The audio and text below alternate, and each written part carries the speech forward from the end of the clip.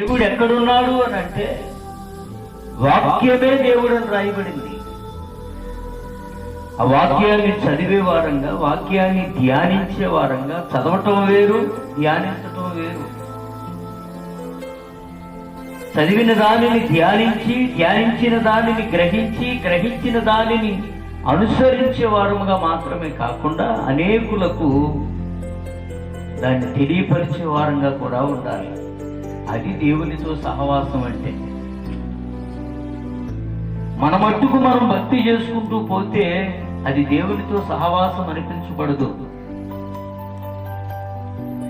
దేవుని సహాయం కొరకు వేడుకున్నట్టు అవుతుంది. కానీ దేవునితో సహవాసం ఏంటంటే వాక్యాన్ని చదవాలి, చదివిన దానిని ధ్యానించాలి, ధ్యానించిన దానిని అనుసరించాలి, అనుసరించిన దానిని అనేకులకు తెలియపరచాలి.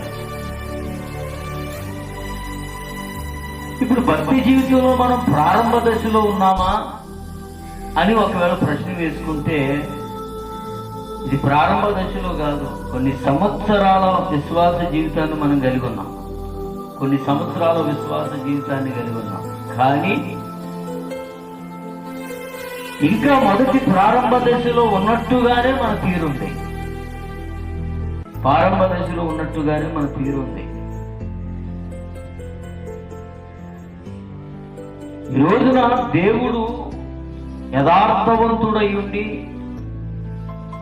ఆకాశము భూమి గతించిన నా మాట గతించదు అని చెప్పినటువంటి దేవుని మాట వాగ్దానంగా నిలిచి ఉన్నప్పటికీ కూడా వాటిని స్వతంత్రించుకోలేకపోవడానికి గల కారణం ఏంటంటే మనము ఉండవలసిన రీతిలో ఉండకపోవటమే ఆశీర్వాదానికి లోటు.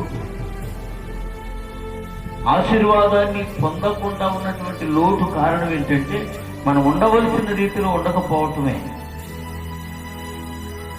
పగలు 12 గంటలు, సాయంత్రం రాత్రి 12 గంటలు, 24 గంటల వ్యవధిలో ఎంత సమయం దేవుని వాక్యాన్ని మనం చదువుతున్నాం, దేవుని వాక్యాన్ని ధ్యానిస్తున్నాం. ఒక వర్తమానం చెప్పాలి అని అంటే వాక్యాన్ని చదవకుండా, ధ్యానించకుండా, దాన్ని ఆలోచించ